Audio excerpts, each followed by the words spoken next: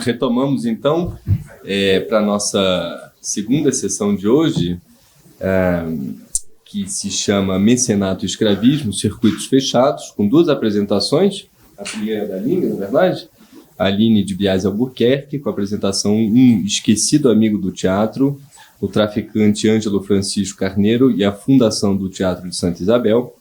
E, em seguida, a apresentação da Mariana Souto, maior, só está maior, mas tem um Souto. Chamada apresentação O Negreiro à Frente do Teatro, José Bernardino de Sá, na direção do Teatro Imperial São Pedro de Alcântara. Então, 20, 25 minutos cada apresentação, não é isso? E em seguida, abrimos para as perguntas. Aline, com você a palavra. Oi, gente. Vocês me ouvem bem? Sim. Boa tarde a todos e a todas. Como foi apresentado, meu nome é Aline de Biase Albuquerque. Eu sou professora do Instituto Federal do Sertão Pernambucano e sou aluna do doutorado em História da Universidade Federal de Pernambuco. Primeiramente, eu gostaria de agradecer a Mariana e a professora Iris pelo convite para poder participar aqui desse debate tão importante. Antes de apresentar propriamente o Esquecido Amigo do Teatro, eu gostaria de apresentar a vocês um pouco do teatro, né? Mariana, por favor. Esse é o Teatro Santa Isabel. Essa é uma fotografia do final do século XIX, no caso. E o Teatro Santa Isabel ele foi fundado no ano de 1850. É um monumento muito importante para a cidade do Recife, porque é o primeiro teatro público da cidade do Recife. E se você vir qualquer guia de turismo da cidade, vai estar lá a visitação ao Teatro Santa Isabel, né? Eu vou pedir licença a vocês para fazer uma leitura, certo? A minha comunicação. E eu vou começar pelas comemorações do centenário do Teatro de Santa Isabel, certo? No dia 18 de maio de 1950, comemorou-se o centenário do Teatro de Santa Isabel. Valdemar de Oliveira, famoso teatrólogo pernambucano, era o diretor do teatro e ficou responsável pelo discurso de homenagem ao monumento. Em seu discurso, Valdemar de Oliveira contou um pouco da história do primeiro teatro público de Pernambuco. Segundo contou, a iniciativa da construção do teatro aconteceu durante a administração do governo de Francisco do Rego Barros, o Barão da Boa Vista, que administrou a província de 1837 a 1844. Ao assumir o cargo, o governador defendeu a construção de um teatro público, alegando que até então a cidade do Recife tinha apenas uma, abre aspas, casa particular tão acanhada e péssima que ninguém a ela concorre, fecha aspas. Esse estabelecimento mencionado pelo barão era uma casa de ópera particular, fundada ainda no século XVIII, que a elite pernambucana denominava pejorativamente de A Capoeira. A elite pernambucana, naquele momento, desejava um espaço que lembrasse as casas de espetáculo europeias. Não foi à toa que o profissional contratado para projetar e coordenar as obras do teatro foi o engenheiro francês Louis Léger Vautier. Ainda em seu discurso do centenário, Valdemar de Oliveira menciona que o projeto inicial do engenheiro francês era de uma construção que custaria 400 contos de réis aos cofres públicos. Para vocês terem noção, né, da grandiosidade dessa quantia, com apenas 10 contos de réis era possível comprar um engenho de açúcar com fábrica, matas e casa de vivenda em Pernambuco. Ou até mesmo montar a viagem negreira de um navio grande, como uma barca, capaz de transportar mais de 300 pessoas vindas da África e desembarcá-los ilegalmente no Brasil nesse mesmo período. Eu só gostaria de mostrar para vocês um pouco das imagens do teatro. Esse é o interior do teatro Santa Isabel. E Pode deixar nessa imagem. Não, a próxima. Vou deixar essa imagem congelada e vou explicar a vocês depois por quê. Bom, para administrar as obras do teatro, continuou Valdemar de Oliveira, foi criada uma comissão que contava com grandes investidores, os grandes capitalistas da cidade.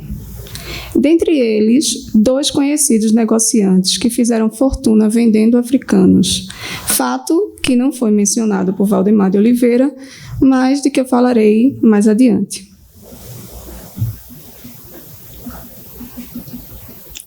Ainda seguindo o discurso do então diretor, com o fim do governo do Barão da Boa Vista em 1844, a obra do teatro iniciada em 1841 foi paralisada várias vezes por falta de verba, a ponto do próprio engenheiro Louis Vautier largar o trabalho e voltar para a França por falta de pagamento.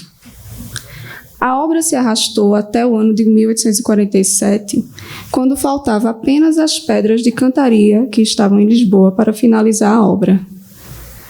Porém, também faltava dinheiro. Por isso, em seu discurso, Valdemar de Oliveira achou necessário se exumar um nome do esquecimento, o nome do comendador Ângelo Francisco Carneiro. Segundo o diretor, esse comendador era, abre aspas, um esquecido amigo do teatro, fecha aspas, que emprestou o dinheiro para trazer as pedras de cantaria de Lisboa. São justamente essas pedras que compõem a fachada frontal do Teatro de Santa Isabel. Mas quem era esse Ângelo Francisco Carneiro, né? Esse amigo tão solícito, mas também esquecido? Ângelo era um negociante de grosso trato de origem portuguesa, estabelecido em Pernambuco, desde o início do século XIX. Carneiro foi, sem dúvida, um dos principais traficantes de escravizados da província. Na década de 1840, na mesma época em que os navios trouxeram as pedras de cantaria para o teatro, outros barcos consignados a Ângelo Carneiro desembarcavam ilegalmente africanos nas praias pernambucanas. Ângelo era negreiro de longa data, negociando gente desde o período da legalidade. Na década de 1810, ele já figurava nas fontes do tráfico como capitão de navio negreiro. Em 1824, ele deixou Pernambuco em meio aos movimentos antilusitanos da Confederação do Equador para se estabelecer em Luanda. Lá, do outro lado do Atlântico, ele passou a atuar no embarque de escravizados para Pernambuco e para o Rio de Janeiro. Em Luanda, Ângelo Carneiro se tornou, segundo o historiador José Capella, o maior negreiro de seu tempo e foi o responsável pelo desterro de milhares de centro-africanos que eram enviados em navios consignados aos seus cunhados, também traficantes em Pernambuco, e a Joaquim Ferreira dos Santos, futuro conde de Ferreira, no Rio de Janeiro. Quando o comércio atlântico de escravizados se tornou ilegal na década de 1830, após o Tratado Anglo-Brasileiro de 1826 e após a Lei de 1831, o negociante voltou a Pernambuco e continuou a armar navios negreiros, com a conivência das autoridades da província, mas também do vice-cônsul português em Pernambuco. Esse vice-cônsul português, chamado Joaquim Batista Moreira, era a autoridade que deveria fiscalizar os navios com passaporte português que chegavam ao Recife. No entanto, ele fazia vistas grossas aos barcos de Ângelo Carneiro, que era o seu compadre. A proeminência de Ângelo no crime era de conhecimento público. O engenheiro do teatro, inclusive, menciona esse fato com muita naturalidade em seu diário íntimo. Além dele, o cônsul inglês no Recife, Harry Cowper, disse aos seus superiores que Ângelo era o mais bem-sucedido e notório negociante de escravos do norte do Brasil. À época, o próprio traficante deu conselhos ao cônsul inglês sobre como a Grã-Bretanha poderia fazer para acabar com o tráfico. Segundo ele, enquanto o Império Brasileiro precisasse de mão de obra africana, iria importá-la, sendo ela livre ou escrava. Na sua opinião, já que a Inglaterra estava interessada em acabar com o tráfico e era uma nação rica, deveria indenizar o Império Brasileiro para que a escravidão fosse abolida. Após a emancipação, disse Ângelo, né? Colonos livres seriam trazidos da África para trabalhar nas lavouras e centros urbanos.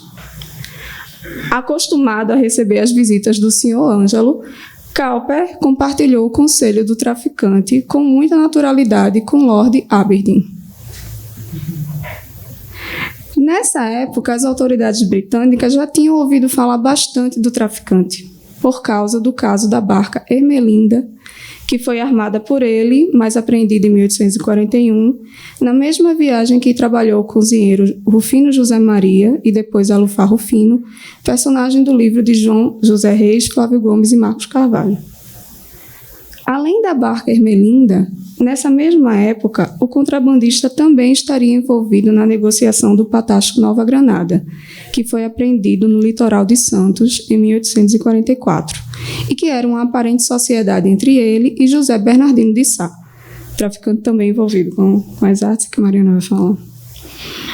Mas enquanto armava navios negreiros, como a Ermelinda, como o Patástico Nova Granada, e desembarcava africanos ilegalmente nas praias pernambucanas, Ângelo investia os lucros obtidos com o crime nas obras de urbanização do Recife.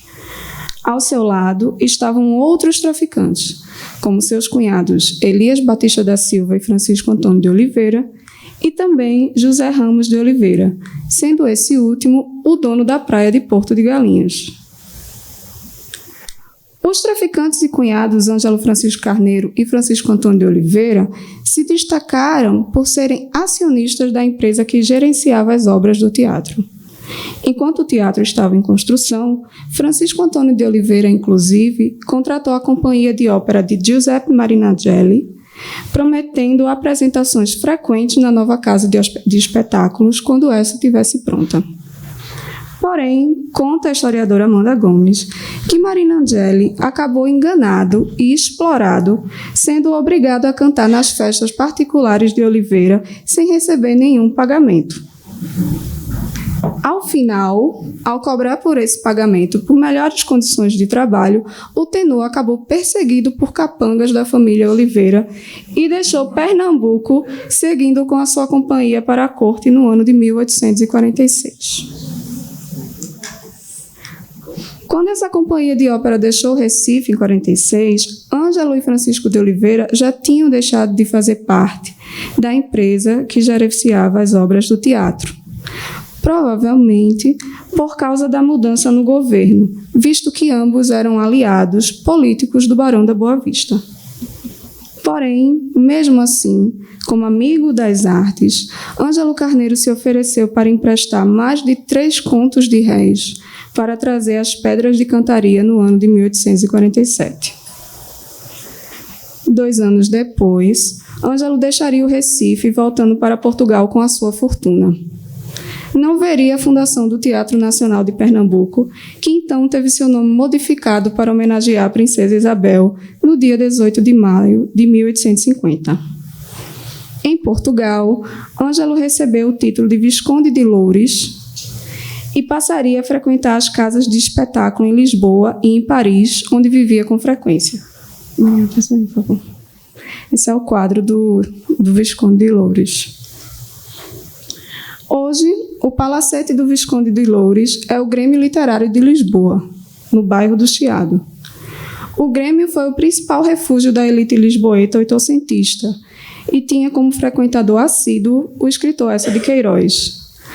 No site dessa instituição não consta nenhuma referência à origem da fortuna do Visconde, cujo brasão ainda estampa a fachada do prédio. Esse silenciamento também se mantém no Teatro de Santa Isabel. Atualmente,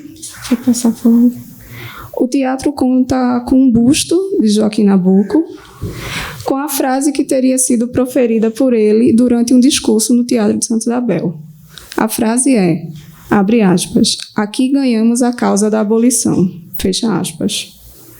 Por outro lado, não há qualquer menção e não se promove nenhum debate acerca dos traficantes que financiaram o monumento. O mesmo silêncio se mantém em outros edifícios importantes no Recife, como o Museu do Estado de Pernambuco, estabelecido na antiga casa de Francisco Antônio de Oliveira, o mesmo traficante cunhado de Ângelo que enganou e explorou a companhia de Marina Angeli. O meu objetivo com essa comunicação foi exumar do esquecimento o nome do amigo esquecido do teatro, não para homenageá-lo, como fez Valdemar de Oliveira em seu discurso, mas para apresentar a trajetória desse personagem no comércio atlântico de pessoas e para mostrar também como o dinheiro de contrabandistas de gente, como Ângelo Francisco Carneiro e mesmo como Francisco Antônio de Oliveira, ajudou a financiar as obras urbanas e as artes em Pernambuco. Em alguma medida, a minha intenção é provocar um debate acerca do silenciamento sobre a origem da fortuna desses personagens que, ao mesmo tempo em que cometiam crimes, financiavam monumentos importantes para as artes e para a história de Pernambuco e do Brasil.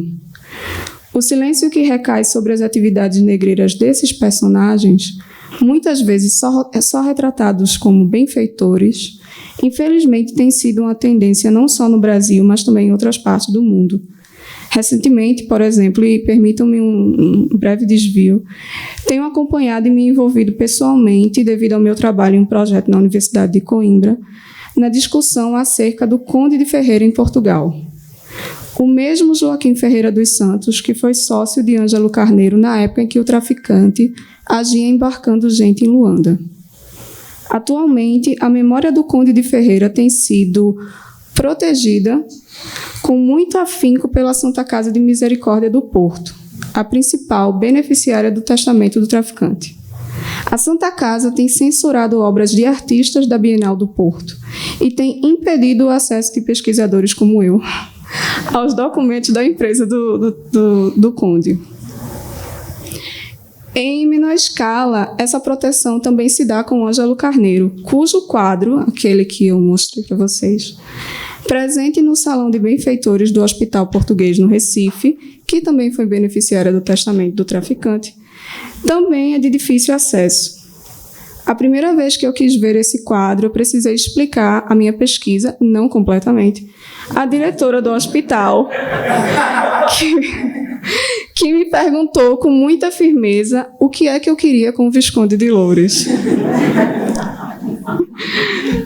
Esses acontecimentos me fazem questionar: teria a filantropia póstuma comprado o silêncio acerca da origem da fortuna desses traficantes? Outra pergunta: por que esses personagens são por vezes retratados como mecenas, benfeitores, mas não como traficantes? E, por fim, a última pergunta: a quem interessa esse silêncio? Agradeço a atenção de vocês e fico à disposição para perguntas. Obrigada. Será que tá? Não, não tá, né? Esse não tá. Bom, vou falar alto então, acho que chega até lá. Mas brigadíssimo, Aline, pela apresentação, muito instigante, muito divertida. Essa história da lavagem de dinheiro pelas artes, é uma coisa assim, branquear o dinheiro bancando o teatro. Muito legal, brigadíssimo. Passo a palavra então para... Sim, é esse aqui. Eu vou desligar o projetor para não ficar com... Melhor. Bom, boa tarde a todos e todas. Também agradeço muito, né, a presença de vocês, todos aqui. Eu vou apresentar uma parte da minha pesquisa de pós-doutorado que está em curso. Então, nessa apresentação tem mais perguntas do que afirmações, vocês vão perceber, que é sobre a direção do Teatro São Pedro de Alcântara, feita por um negreiro também, amigo do amigo esquecido, né, o José Bernardino de Sá. Eu vou ler também para não me perder no tempo, espero que não seja muito enfadonho. Quem avistasse o diretor do maior teatro da capital do Império do Brasil nas noites luxuosas de apresentação de espetáculos em seu camarote, assistindo a peças teatrais, abre aspas, que concorrem muito eficazmente para reformar os costumes e aperfeiçoar a civilização, fecha aspas, não poderia imaginar à primeira vista que se tratava de um dos grandes contrabandistas de escravizados do segundo quartel do século XIX, com imensa fortuna decorrente de crimes entre Brasil, Portugal e Angola. É certo que ali, entre tantos homens endinheirados e poderosos do Império, José Bernardino de Sá, o negreiro em questão, não seria o único presente a ter a sua riqueza vinculada ao tráfico ilegal. O Teatro São Pedro de Alcântara, como espaço privilegiado de sociabilidade da elite imperial, era frequentado pelas classes dirigentes brasileiras que assumiram como compromisso político a manutenção do escravismo na Constituição de 1824, assim como pactuaram com o não cumprimento da Lei Feijó de 1831, silenciando sobre o contrabando de escravizados por traficantes como o próprio Bernardino de Sá durante toda a primeira metade do século XIX. Se a permanência da escravidão foi condicionante para a construção do Brasil pós-independência, e se o escravismo moldava nossas relações econômicas, nossos modos de convívio, porque o teatro, como forma cultural e espaço institucional, haveria de ser alheio às tramas políticas do país. José Bernardino de Sá tampouco fora o único negociante de grosso trato que atuara como mecenas e diretor do teatro. Longe de ser exceção, a figura de Sá destaca o vínculo placentário da elite dominante escravista brasileira na construção e manutenção dos espaços teatrais oficiais no Brasil. Os primeiros edifícios teatrais do século XVIII, as chamadas casas de ópera, por exemplo, que a Aline citou, foram construídas a partir da aliança entre autoridades políticas locais e o investimento de particulares, como no caso da Casa da Ópera de Ouro Preto, edificada em 1769 pelo poderoso contratador João de Souza Lisboa, que foi o meu objeto de estudo no doutorado. O próprio Teatro São Pedro, no Rio de Janeiro, inaugurado em 1813, teve sua história relacionada ao mecenato de homens endinheirados, desejosos de nobilitação, prestígio e aproximações com a corte portuguesa. De início, propriedade particular e contando com as benesses do Estado, por intermédio de incentivos fiscais e do sistema de loterias, o Teatro Imperial teve a participação de grupos acionistas para a edificação da Casa de Espetáculos, para a reconstrução do prédio após os incêndios de 1824 e 1851 e para reformas de estruturas e ornamentos. É certo que o negócio teatral não era exatamente lucrativo, mas o capital simbólico envolvido era suficientemente compensador para mobilizar tanto os capitalistas a atuarem como sócios do Teatro Imperial, sendo donos de camarote, podendo ditar os rumos artísticos com a escolha da direção e administração, contratação e pagamento de profissionais. Além disso, a propriedade do teatro, a partir de 1838, estava nas mãos dos comendadores negociantes da Praça do Rio de Janeiro, Manuel Maria Bergaro e Joaquim Valério Tavares. Bernardino de Sá assume a direção da Sociedade Teatral em 1945 e permanece até meados de 1850. A sua gestão é marcada por inúmeras críticas e polêmicas num período chave da política da escravidão no Brasil.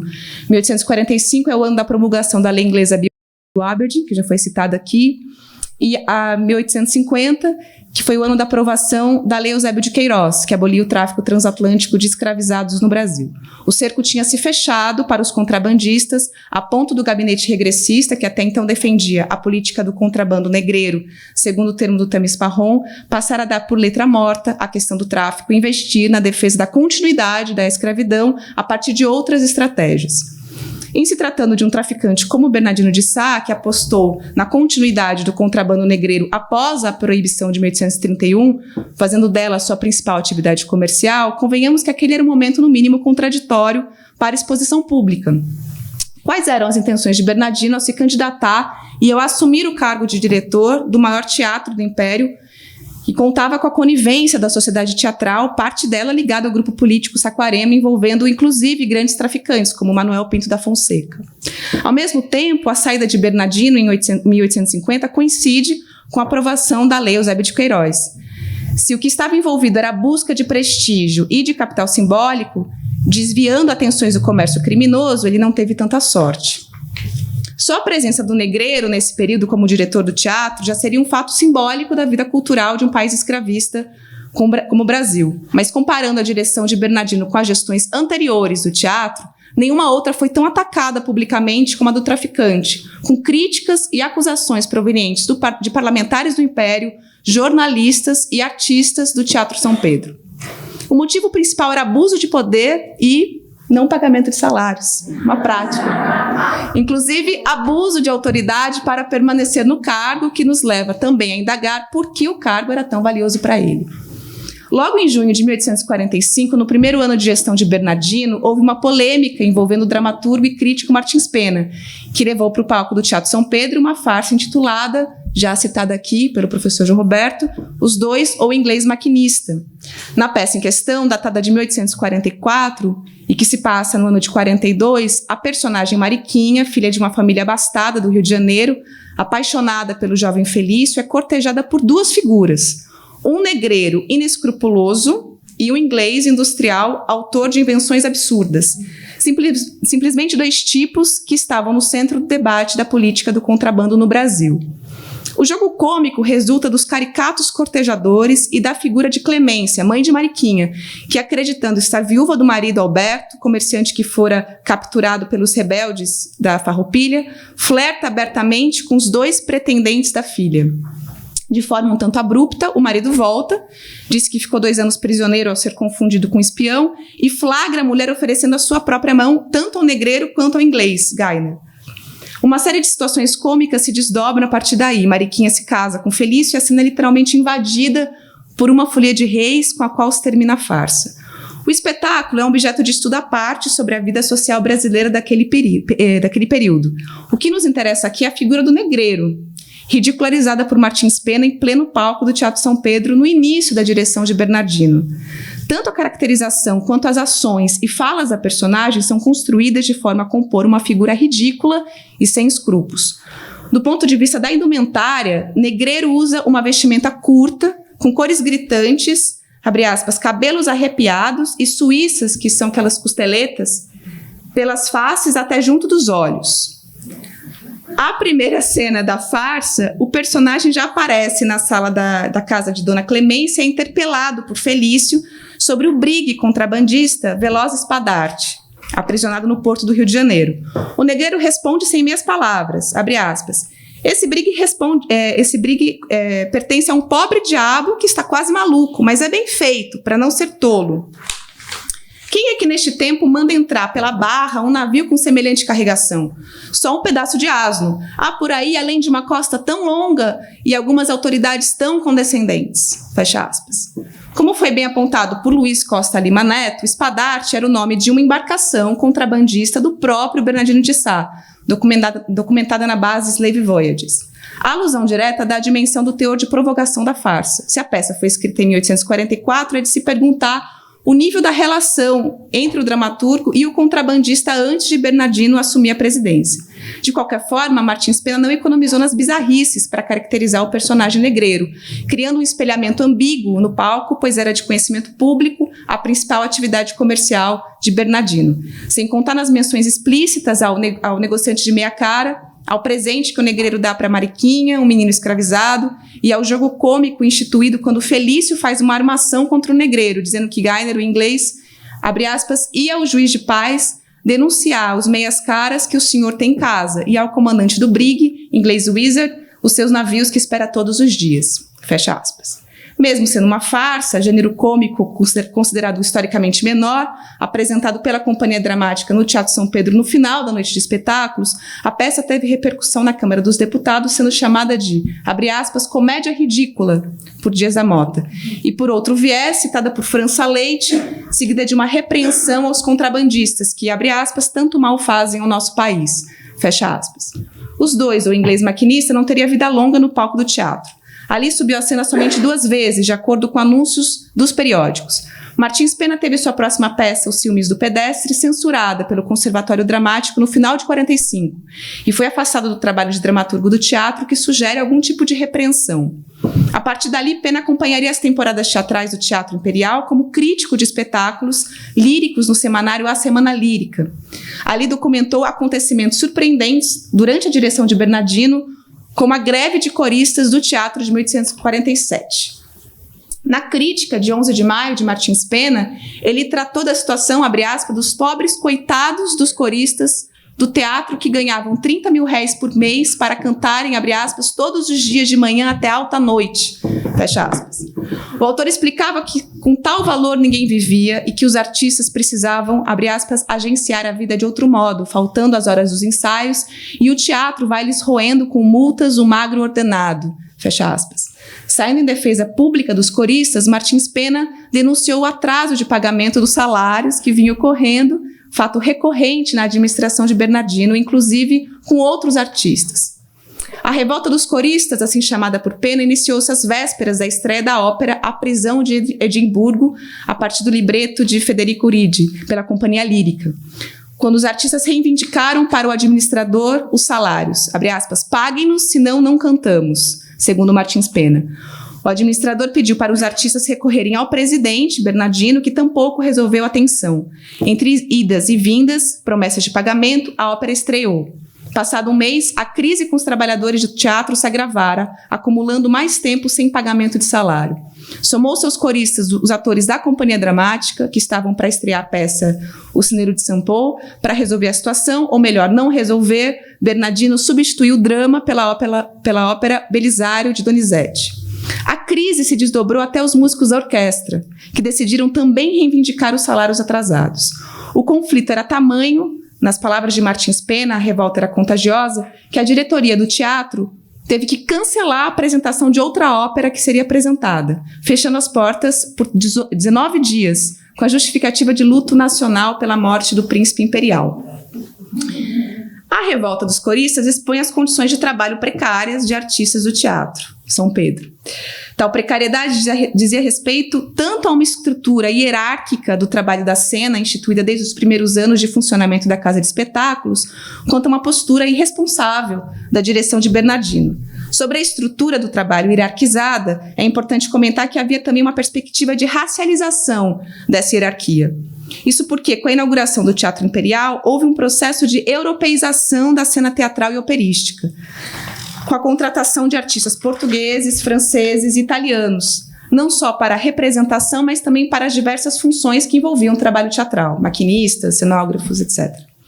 Com a corte do Rio de Janeiro, o tipo de representação teria de ser, abre aspas, à altura do que era encenado nos palcos de outras monarquias europeias.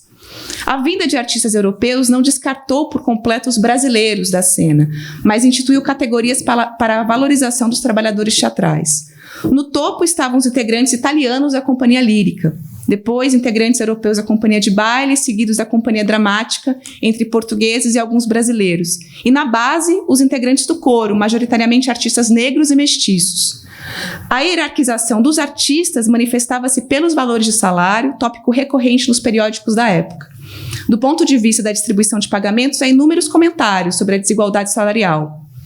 Abre aspas, tudo se tira da companhia dramática, tudo se concede de canto, e todavia nossos primos absolutos não estão satisfeitos. Ou então, abre aspas, parece-me que a empresa do teatro não pode nem deve diminuir o preço dos atores, de modo que os primeiros venham a ter menos do que os últimos cantores.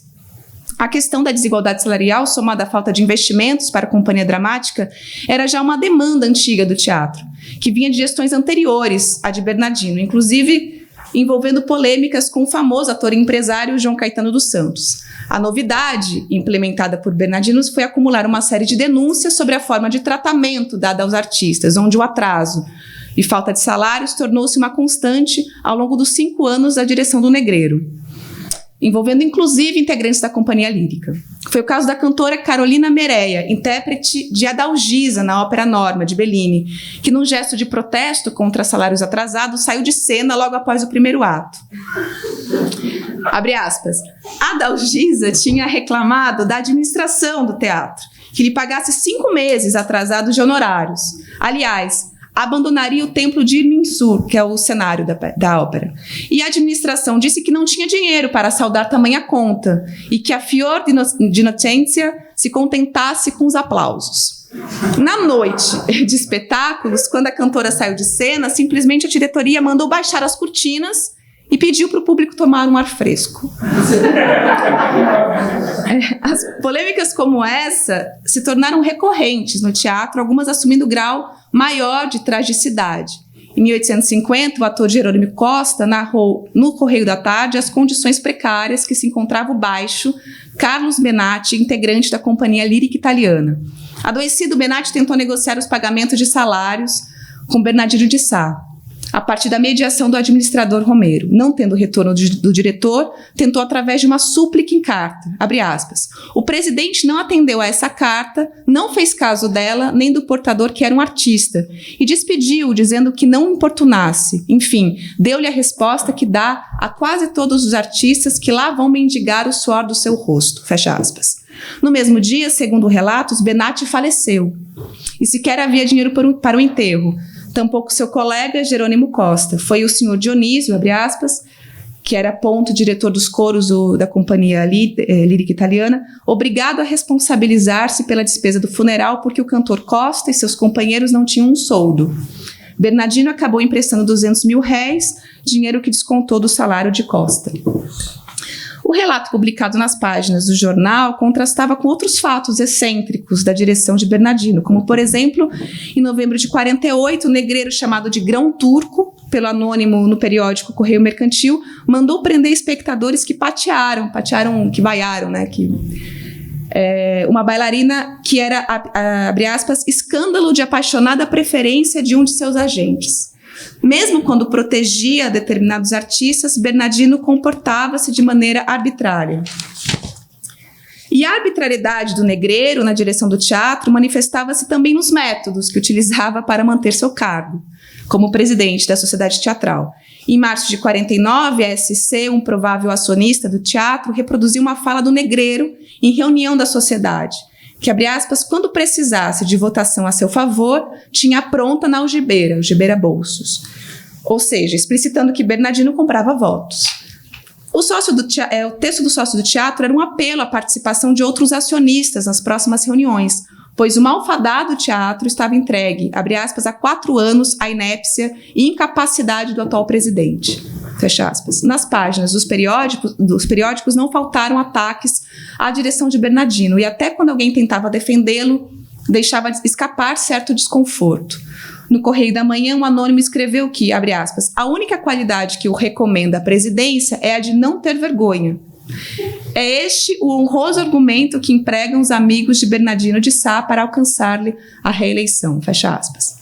Como apontou o deputado Dias da Mota em sessão no parlamento, logo que Bernardino assumiu a direção, em 45, o negreiro em questão não era um homem, abre aspas, que tenha feito estudo particular da administração de teatros. A sua vida tem sido muito diferente disso, fecha aspas. Dando a entender que o contrabandista não tinha proximidade com o universo da administração teatral e que talvez não fosse a pessoa mais indicada para o cargo. Acontece que o pressuposto para assumir a função de diretor do teatro não estava baseado exatamente no conhecimento ou preparo qualificado. O antecessor de Bernardino, por exemplo, foi João José de Araújo Gomes, o futuro Barão de Alegrete, pessoa igualmente não qualificada, do ponto de vista teatral. Inclusive, Araújo Gomes, diferentemente de Bernardino de Sá, ficou menos de 1 ano como diretor do teatro, sendo acusado de corrupção. No Jornal do Comércio, em agosto de 44, abre aspas, deseja-se saber se é verdade que o senhor João José de Araújo Gomes, presidente do teatro, recebeu às escondidas do tesoureiro do mesmo teatro produto da última loteria, que foi parar na algibeira do dito Araújo Gomes, em vez de ir para a caixa do teatro, fecha aspas. A acusação de corrupção envolvendo a apropriação indevida do dinheiro das loterias destinadas ao Teatro Imperial talvez tenha motivado o pedido de demissão do poderoso Gomes como diretor. Pouco tempo depois de sua saída, um anônimo publicou na Sentinela da Monarquia um texto no qual dava a entender que o motivo pelo qual Gomes assumiu a diretoria do teatro foi a possibilidade de uma futura distinção nobiliárquica. Abre aspas. Sua Excelência chegou a fazer tantos sacrifícios contando sair barão. Fecha aspas. O baronato saiu, mas 2 anos depois do cargo do teatro. Bernardino também buscou por títulos de nobreza. Em 44, solicitou ao Império a comenda da Ordem da Rosa. Depois, em 51, tornou-se barão de Vila Nova do Minho, por decreto de Dona Maria II em Portugal. No ano seguinte, Dom Pedro II reconheceu o título de nobreza no Brasil e, em 55, tornou-se visconde de Vila Nova do Minho, pouco antes do seu falecimento. As distinções adquiridas por Bernardino atestam seu poder de influência e prestígio na corte imperial. Certamente o cargo de diretor do teatro fez parte de uma série de estratégias para turvar sua trajetória pouco nobre como traficante de escravizados, como ser membro da Sociedade Amante da Instrução para sustentar, abre aspas, as órfãs do colégio desde a sua fundação, fecha aspas, ou mesmo como proprietário do jornal O Mercantil, disputando a opinião pública. Mas apesar da escalada nobiliárquica, os tempos eram outros. As medidas de proibição do tráfico em 1850 deixaram os traficantes mais acuados, abre aspas, na condição de réus explícitos, fecha aspas, citando aqui o Jaime Rodrigues. O processo de aprovação da Lei Eusébio de Queiroz levou a uma mudança da imagem pública dos traficantes, transformando, abre aspas, o bom aliado de outrora naquele que colocava em risco a integridade do território ao manter o tráfico clandestino, fecha aspas. Como explicar a insistência de Bernardino no cargo de presidente do Teatro São Pedro de Alcântara nesse período de crise? Se o desejo do negreiro era construir para si uma imagem pública de benfeitor, mecenas civilizado e culto, os escândalos envolvendo a sua direção no teatro não estariam mais atrapalhando do que ajudando uma associação positiva da sua figura? Seu plano seria continuar na direção do teatro, tentando reeleições, se não fosse sua substituição por outro grande poderoso do Império, João Pereira da Rigue Faro, Visconde do Rio Bonito, cafeicultor de Valência e nome importante da Praça do Rio de Janeiro. Obviamente ligado à estrutura escravista, mas sem o peso de ser um protagonista visado pelas medidas contra o tráfico. Para finalizar, sem Bernardino, o Teatro São Pedro tomaria outros rumos com a entrada de João Caetano dos Santos na direção da Companhia Dramática.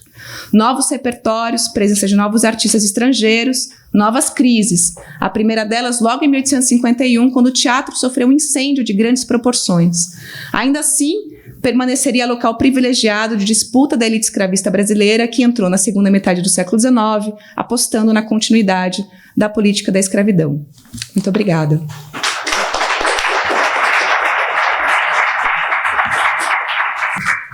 Muito bom, obrigadíssimo, Mariana. Gestão do tempo impecável, 25 minutos de carro. Olha, uma gestão sempre muito melhor que a do Bernardino. Eu queria fazer algumas tantas perguntas, eu não vou tomar essa liberdade, é lógico, vamos para a plateia, para quem quiser fazer perguntas, a Mariana, a palavra está com vocês. Diga. Tem microfone? Dá para me ouvir? Eu fui professora há bastante tempo. Tá bom. Eu inclusive prefiro. Não, muito bom, parabéns às duas.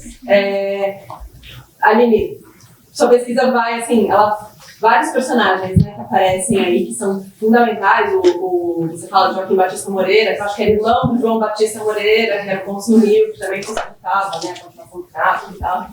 E é compreensível a dificuldade que você teve, né, de avançar com essa pesquisa no Porto, principalmente, porque é justamente essas figuras que voltam para o Porto, saem do Porto, voltam para o Porto, como os brasileiros, que são, né, os filântropos, mas ao mesmo tempo também eram aquelas figuras meio ridicularizadas no século XIX, né, porque eram os novos ricos que voltavam. Nem todos eram traficantes, mas muitos eram traficantes, né? Você cita dois, aí acho que daria para ir além. Eu tenho duas perguntas, então, para vocês. A primeira, como é que a sua pesquisa, você falou que estava em Coimbra, enfim, como é que em outras regiões de Portugal, se você teve essa possibilidade de apresentar a sua pesquisa, como é que ela foi recebida? Porque é isso, essa figura do brasileiro no Porto, ela é muito particular, assim, mas no resto do país é um pouco diferente. E se nessas representações do 19 dos brasileiros, né, em Portugal, se você chegou a mexer com isso em peças de teatro, romances, enfim, se nisso, eu acho que não, mas eu não fui a fundo nisso. Se eles eram representados como traficantes, se isso era um traço que aparecia, ou se era só um traço ridículo de serem os novos ricos que voltavam do Brasil e adquiriam títulos, né? Era isso. Obrigada. Obrigado. Vamos pegar mais outras perguntas, aí a gente faz uma rodada de pelo menos 3 perguntas. Paula. Boa tarde a todos. Eu queria começar agradecendo pelas falas que foram excelentes. Eu tenho uma pergunta para a Aline e outra para ambas, né?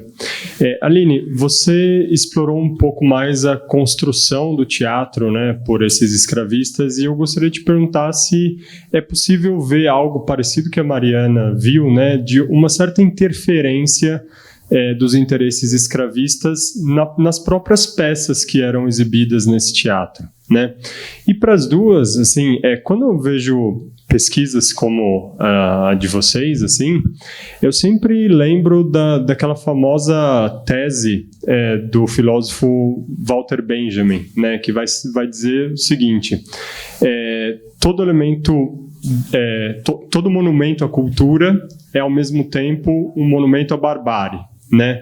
E quando eu vejo pesquisas como a de vocês, eu penso muito nessa frase, né? Eu gostaria de saber, assim, se faz sentido pensar nesses termos. É lógico que vocês colocaram aí uma série de explorações à mão de obra artística, né? Enfim, que fazem todo sentido e tal, mas, ao mesmo tempo, esses caras estavam patrocinando a cultura, e estão patrocinando a cultura com dinheiro oriundo de uma barbárie, né? Então, eu gostaria de saber como que vocês pensariam, né, essa construção do Benjamin para o objeto específico de vocês. Obrigado. Legal, obrigado, Alana. Mais alguém nessa primeira rodada? Eu posso fazer um comentário? Com certeza. Ele vai para as duas. A Mariana passou por isso, mencionou, mas eu não sei até que ponto ela pretende depois aprofundar, que é a questão das loterias. Obrigada. Que é a questão das loterias. Esses teatros pode ser a loteria, vamos dizer, do governo imperial para o teatro, mas pode ser uma loteria provincial, porque a partir de determinado momento as loterias puderam ser tiradas, como eles diziam, nas províncias. O Bernardino de Sá, com essa administração caótica, enfim, mesmo assim, se tornou credor do governo durante décadas, e durante décadas o governo teve que pagar as tais loterias para o Bernardino de Sá. Então, essa ideia do capital social e político eu acho que é muito válida, você está próximo do poder, etc, etc. Mas, não vou citar o filósofo, follow the money. É isso. Ele queria o dinheiro das loterias, que estavam, inclusive, também financiavam as casas de misericórdia. Então, esse escândalo da administração anterior, era isso que o interesse dele era, talvez não só a loteria, mas aí também porque não havia nenhum controle. Quando o governo determinava a loteria, dava a loteria para uma determinada obra, ele não tinha nenhum mecanismo de controle. Ele não pedia as contas. Isso foram depois discussões, justamente como é que a gente aprova alguma coisa e depois não tem como prestar contas. Tá certo? Então, me parece que não é só esta ideia de ser um benemérito, que foi o que ficou, mas havia um interesse gigantesco nas loterias, e as loterias serviam tanto para a construção dos espaços, também como para a manutenção das companhias, tá certo? E isso foi, mesmo depois que o Bernardino saiu, o João Caetano entrou com uma loteria que, em vez de ser de 120 contos de réis, era de 30, porque se dizia que para teatro dramático não precisava tanto dinheiro quanto para teatro lírico, né? Eles se viram sozinhos, era qualquer coisa do gênero, a gente dá só um pouquinho para eles.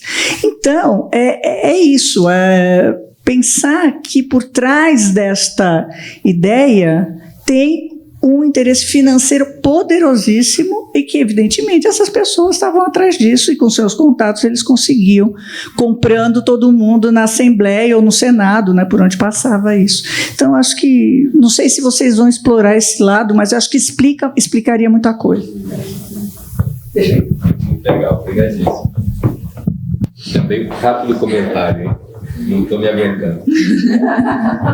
Mas, nesse mesmo sentido, eu tenho um orientando que está trabalhando com o Bernardino, e o que ele está percebendo é que o Bernardino compra o título do Tesouro desempleadamente, ou seja, compra a dívida pública do Estado, basicamente isso. Ou seja, tamanha fortuna que o Estado, em crise, naquele momento, tem de recorrer aos traficantes, eventualmente reabrindo também o tráfico por causa disso, tem de recorrer aos traficantes para sustentar o Estado. Está em conflitos na Bacia do Prata, uma série de dificuldades, vai um pouco dentro dessa mesma. Mas fecho então e Aline, você comenta.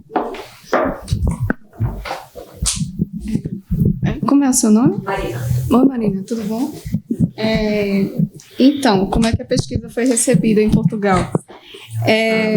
Eu apresentei só uma vez, lá no âmbito desse projeto que eu estou participando, de um colega que é professor da Universidade de Coimbra e está fazendo justamente esse resgate da memória do Conde Ferreira enquanto traficante. E eu posso dizer que a apresentação aconteceu no ambiente artístico, então, digamos assim, cheio de aliados, na verdade, né? Então, o debate no final, assim, foi muito fácil, foi uma conversa, basicamente, e não tinha ninguém ou negacionista ou com uma postura de esse debate não precisa ser feito. Essa discussão faz parte do passado, né? Que é geralmente como as pessoas se colocam, e que em Portugal há uma resistência muito grande a se reconhecer os erros do colonialismo português, né? Então, assim, eu não tive contato com as pessoas que são contrárias a esse viés, né? Então, até agora a pesquisa foi recebida bem, mas eu acabo estando no meio da polêmica com a Santa Casa de Misericórdia, porque agora isso ganhou uma dimensão muito maior de sair no jornal público, que a Santa Casa tem censurado artistas e já mencionar minha pesquisa também. Então, assim, acaba que a gente já recebeu uma crítica de João Pedro Marques. Óbvio. Então, assim, desse jeito. Elogio. Pronto, estamos nesse ponto. Bom, como os traficantes aparecem no Teatro Santa Isabel, né? Mais ou menos como a gestão do Bernardino no teatro no Rio. Na verdade, como o teatro só foi fundado em 1850, Ângelo Francisco Carneiro, por exemplo, já tinha ido embora. O Francisco Antônio de Oliveira, que explorou a companhia de ópera, em tese ele não se envolveu mais com o teatro. Então, até agora, pelo que eu sei, os traficantes não se envolveram, mas ainda eu acho que é uma pesquisa a ser feita, na verdade. É uma pesquisa a ser feita, é inclusive uma boa ideia que você me deu. Tenho que agradecer, obrigada. Eu não sei se eu respondi, mas agradeço pela pergunta. Alan, também agradeço pela pergunta. Se é possível ver essa interferência, eu já respondi, né, também, não, porque justamente os traficantes não estão mais nesse momento, até onde eu sei, então fica a ser respondido isso. E em relação à frase de Walter Benjamin, né, em relação a todo monumento de arte, é um monumento também à barbárie, a minha pesquisa tem me mostrado que sim, assim, estou em total concordância com isso. E às vezes parece que não só um monumento de arte, né? Parece que todo o resto das coisas da sociedade, assim. Hospital, tudo tem, pelo menos no Recife, né? Eu vou falar pelo Recife, não vou ficar falando, mas vou falar pelo Recife, mas eu sei que isso acontece no Rio de Janeiro, enfim. Os traficantes estavam em tudo. O dinheiro do tráfico estava em tudo. Em hospital, nas loterias. E eles emprestavam dinheiro ao Estado. Então, basicamente o que você está falando, se orientando, eles emprestavam dinheiro ao Estado, assim. Então, será que a barbárie está em tudo no final? Provavelmente. No final, é o que eu acho também. Vai ter tudo. Então, só complementando, eu acho que também tem uma camada a mais quando se trata de teatro de ópera, que é essa performance do colonizador, né? Também tem esse lugar de desejar performar. Até hoje a gente vê como esses espaços são lugares de performance do colonizador mesmo, não só aqui na América Latina, mas no mundo árabe, enfim, onde teve colônia, onde passou a colonização, sempre deixou um teatro de ópera e acabou sendo um top mesmo, assim, de performance mesmo para os não colonizadores, eles performam assim, de ser colonizador, né? Curioso. Ensina de civilização. Por isso que é difícil, tão difícil amar esse trabalho que eu faço.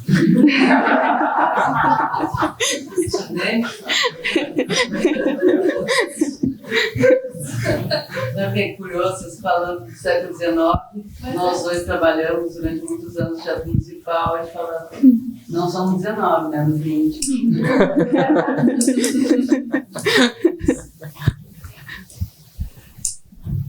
Obrigada.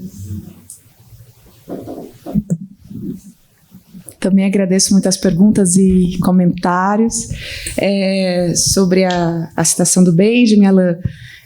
A Iris falou da palavra civilização, né, que também é muito recorrente, né, nos materiais do 18, ligado à ideia de teatro, né. Acho que é interessante também, fico pensando nisso, né, explorar qual que é o sentido de civilização, né, para eles, né, que citam a torta direito, né, o teatro nessas terras bárbaras e incultas, vamos levar a civilização, né, para esses lugares.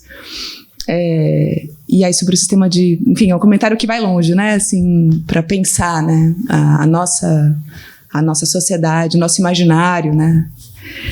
E aí sobre a questão das loterias eu tô começando assim, fiquei varrendo a hemeroteca que nem uma louca, né, pegando citação de teatro por todo lado. E as discussões no parlamento são muito interessantes, porque os deputados ficam pedindo a prestação de contas do teatro o tempo todo, né? Porque a gestão anterior não entregou a prestação de contas, porque a prestação de contas não tem nada, ninguém entregou nada de prestação de, pelo menos até onde eu varri, ninguém nunca entregou prestação de contas. E é isso, né? As autoridades condescendentes, não é uma questão, né? Assim, tudo não entregou prestação, segue o barco, né? E aí tem um comentário, acho que foi também do parlamento, que fala assim, olha, passa o teatro 6 meses para os artistas, deixa os artistas administrarem o teatro, que aí alguma coisa vai acontecer, né? E não é algo só do Teatro São Pedro, né? A gente percebe que também tem um sistema parecido, né, com outros espaços, mas no Teatro São Pedro, por ser o teatro oficial, isso, enfim, né, toma outra dimensão.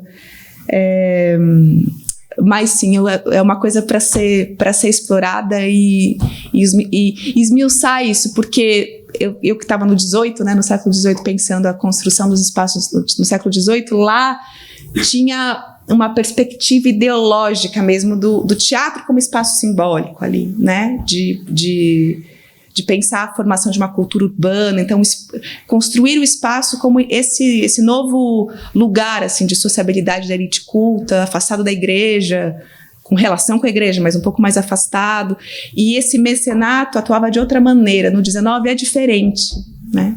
Toda a organização do Estado Imperial, e acho também interessante pensar nesse processo de mudança, né? O que acontece aí, né? Tô interessada nessas questões de gestão. Gestão é uma palavra bem empreendedora, né? Um case ótimo. Um case ótimo. Legal. Temos mais perguntas, não? Queria dar uma de gênero. Será que daqui 150 anos, 200 anos, os pesquisadores vão descobrir que o tráfico também está patrocinando a VASP? Quer uma resposta rápida para isso? Eu vou ter.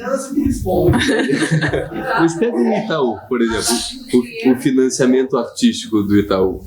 Volta 5 gerações no tempo dos donos do Itaú, quem tá? Essa turma aqui. É isso. Você tinha uma pergunta também? Pegar o monte de empreendedor, vamos falar de empreendedor, pensar no contrato, Maria.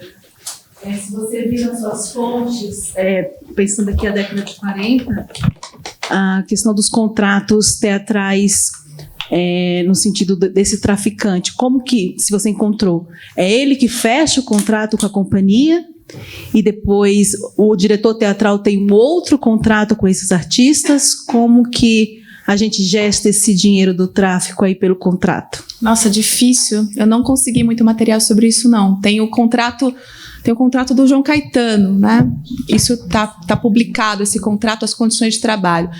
Tem, nas sessões do parlamento, nos anais do parlamento, tem publicado alguns estatutos, né? Na legislação também alguns estatutos de trabalho. A partir daí, dá para pensar, né, um pouco qual o compromisso dos artistas, né? Mas quem fecha, quem faz esse estatuto, né? Uma excelente questão, assim, para pensar. Essas funções administrativas, né, do teatro são difíceis de rastrear. Qual? Você olhou os cartórios? Não, cartório, que é uma documento também do século XVIII. No cartório a gente acha muita coisa. Não. Então tem um trabalho também para varrer, né? Arquivo. Um bom lugar, talvez, para os processos abertos na junta comercial. Porque eles eram resolvidos na justiça comum. Os contratos eram praticamente verbais só. Né? Então, na justiça comum que a coisa era resolvida. Levava séculos, enfim, não se resolvia nada, mas de qualquer forma eles entravam e tentavam. Né? Talvez seja. Sim.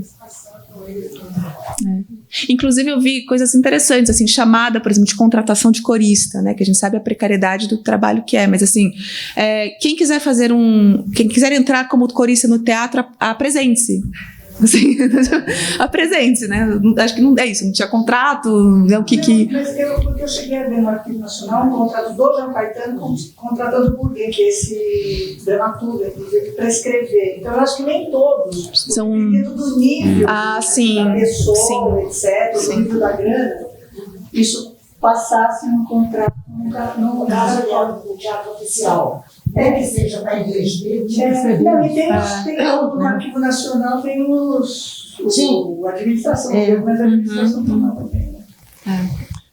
Muito bem, vamos ter que fechar, lamentavelmente, né? Senão seguiríamos, mas damos sequência imediatamente à próxima mesa e depois fazemos uma pausa um pouco maior, tá? Então, obrigado. Obrigado a vocês.